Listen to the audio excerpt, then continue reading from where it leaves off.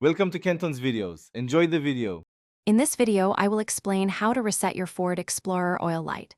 First, make sure your vehicle is safely parked. Then, turn the ignition to the run position. You don't need to start the engine. Next, find the control buttons on your steering wheel or dashboard. These buttons will help you navigate through the vehicle's information display to access the Oil Life menu. This process is straightforward and takes only a few moments to complete. Now, use the Setup or Info button, usually found on your steering wheel or dashboard, to enter the main menu. You'll need to cycle through the options until you see the Oil Life display. This screen often shows your current oil life percentage and might prompt you with messages such as oil change, required, or hold reset if new oil. Keep an eye out for these specific prompts. Once you have the Oil Life reset message on your display, it's time to perform the reset.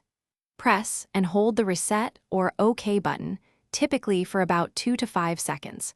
You'll know it's successful when the display changes to confirm oil life set to 100%.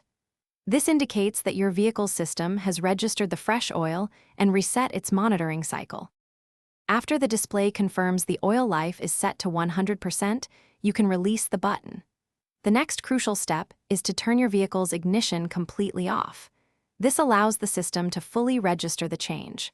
Finally, restart your engine to verify that the oil change light is no longer illuminated. Congratulations, you have successfully reset your Ford Explorer's oil life indicator. Thanks for watching. Consider subscribing if we helped you.